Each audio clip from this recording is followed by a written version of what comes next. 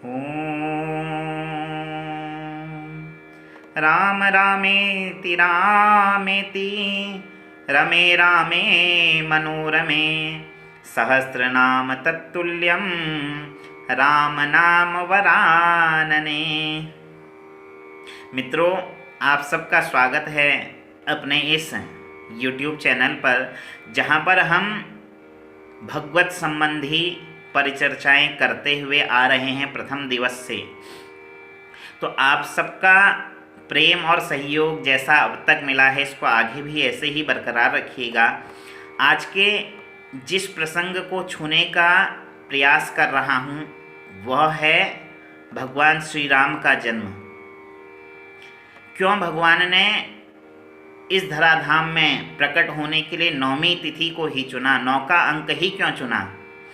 गोस्वामी तुलसीदास जी लिख रहे हैं, नौमी तिथि मधुमास पुनीता, नौमी तिथि मधुमास पुनीता, शुक्ल पक्ष अभिजित हरिप्रीता, मध्य दिवस अति शीत न घामा, मध्य दिवस अति शीत न घामा, पावन काल लोक विश्रामा।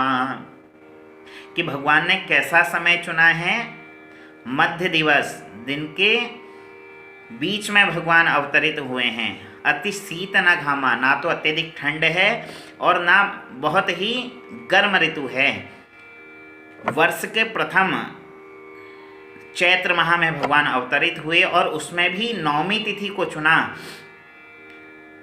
अगर इस तथ्य की ओर हम देखें तो 9 का जो अंक है अंक शास्त्र में, वह अविभाज्य है, कभी टूटता नहीं।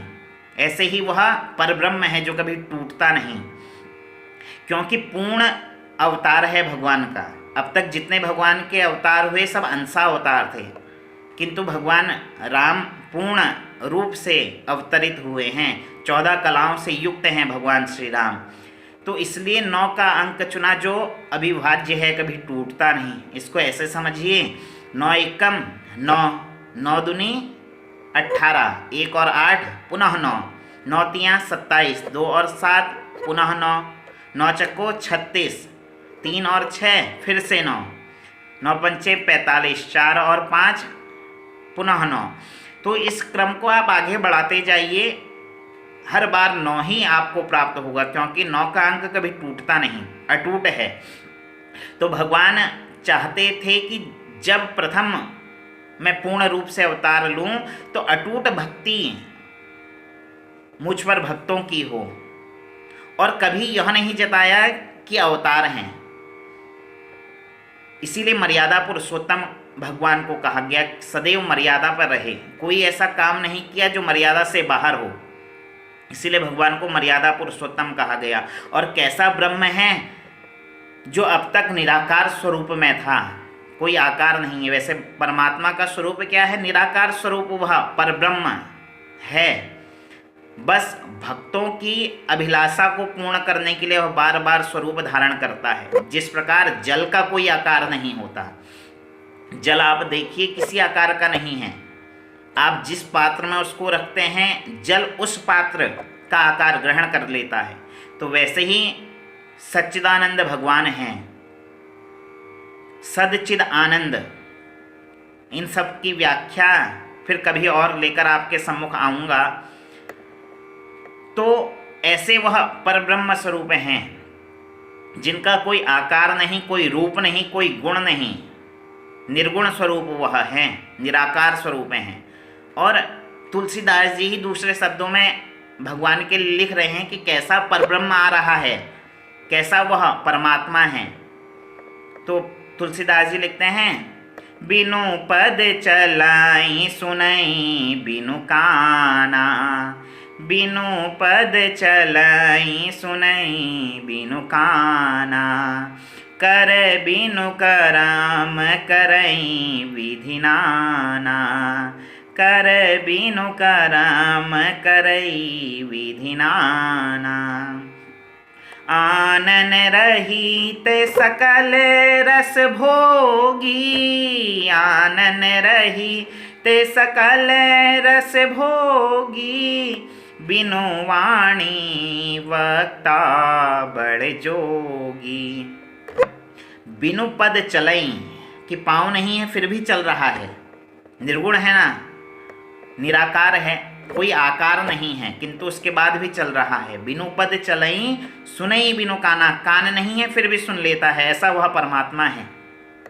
और केवल हमारी ही नहीं, प्रत्येक जीव जंतु की, अणु की, कण की वह सुनता है। इसमें संशय का तो कोई विषय ही नहीं। क्या गज की पुकार सुनकर परमात्मा नहीं आया? अरे उसकी पुकार पर तो वह नंगे पैर दौड़ के आया था, अपने वाहन गरुड़ तक का त्याग कर दिया भगवान ने गज की पुकार पर। तो किंतु शर्त है श्रद्धा।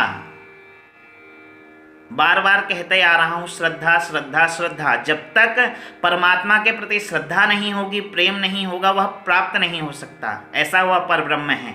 इसीलिए कहते हैं कि सुनई बिनु काना, बिना कान के भी वह सुन लेता है, सबकी वह सुनता है। हम केवल हृदय में उसके प्रति कुछ भाव रखें तो उसको भी वह सुनता है। रत्नमाला की कथा आती है कि केवल हृदय में भगवान को पुत्र रूप में प्राप्त करना चाहा तो भगवान ने उसकी सुनी। दूसरे ही क्षण मन में भाव आ गया कि ऐसा छलिया मेरा पुत्र होता तो इसको मैं जहर देकर मार देती, तो भगवान ने वह भी सुन लिया। सोच हृदय में रही है किंतु भगवान सुनते हैं और तथास्तु कह दिया। और एक ही जन्म में उसके दोनों मनोरथ सिद्ध किए और पूतना के रूप में उसने जन्म लिया। पूतना पूर्व जन्म है रत्नमाला। और भगवान वामन को देखकर मन में यह विचार आया कि ऐसा सुंदर दिव्य पुत्र मेरा होता। तो कहने का तात्पर्य कि हृदय की बात भी सुन लेता है, जो आप मुंह से व्यक्त नहीं कर सकते उन बातों को भी वह सुन लेता है। तो ऐसा वह परब्रह्म है। कर बिनु करम करई विधि नाना, कि हाथ नहीं है फिर भी ऐसा करता है कि उसकी कला का कोई तोड़ नहीं। आप देखिए ना कि 84 लाख योनियां हैं, इतने जीव हैं, किंतु एक की शकल दूसरे से नहीं मिलती। कैसा कलाकार है, कैसा चित्रकार है, वह कौन चित्रकार है? कोई तो है जिसने इस सृष्टि को रचा। तो ऐसे ही वह परब्रह्म परमात्मा भगवान आज साकार रूप को ग्रहण किया। और कैसा ब्रह्म है?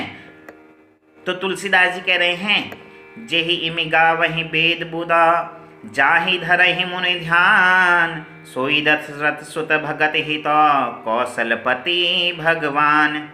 जिसको वेद भी गा रहे हैं, नेति नेति नेति कह दिया वेदों ने, पहले बहुत बखान किया और अंत में नेति न इति, जिसकी कभी इति नहीं होती, जो कभी समाप्त नहीं होता। वेद भी कह रहे हैं नेति नेति, अंत में हाथ जोड़ दिया। तो वह जिसको गा रहे हैं, बड़े बड़े योगी यति सन्यासी जिनका ध्यान करते हैं, और आज वही दशरथ के घर में सुत रूप में प्रकट हुए हैं इस नौमी तिथि को लेकर। कारण यही कि नौमी अविभाज्य है, कभी टूटती नहीं। तो ऐसे ही अटूट भक्ति जीवन में हम सबको प्राप्त हो। भगवान राम जब तक जीवन में नहीं आएंगे तो भगवान कृष्ण नहीं आएंगे। क्रम देखिए, पहले भगवान राम उत्पन्न हुए, उसके बाद भगवान कृष्ण आए। भगवान राम हैं मर्यादा पुरुषोत्तम। जब तक जीवन में मर्यादा नहीं होगी तब तक कृष्ण जीवन में नहीं आ सकते। तो जीवन में मर्यादा हो, मर्यादा रहित हमारा जीवन ना हो। जहाँ मर्यादा रहित हो जाए तो फिर जीव का विनाश हो जाता है। तो वह मर्यादा हम सबके जीवन में बनी रहे, भगवान की भक्ति हम सबके भीतर बनी रहे। तो केवल यही भाव के साथ आज इस प्रसंग को केवल छूने का प्रयास किया। वैसे हरि अनंत हरि कथा अनंता, कितने दिन भी बोला जाए यह प्रसंग तो सुनने लायक है, कहने लायक है, किंतु कुछ बाध्यता है यहाँ समय की भी। तो बाकी हरी इच्छा बलवान, जब भगवान ने चाहा तो उसके गुणों को और अधिक समय के साथ आपके सम्मुख लेकर आऊँगा। तो तब तक जीवन में आपके भगवान की भक्ति उतरे, अटूट भक्ति उतरे, जो कभी टूटे ना। उस भक्ति को आप हृदय में धारण करें, और जब जैसा प्रेम और सहयोग आपका अब तक मिल रहा है वैसा ही सहयोग आगे को भी बरकरार रखिएगा। इतना कहते हुए आज के लिए जय श्री राम, राधे राधे, हर हर महादेव।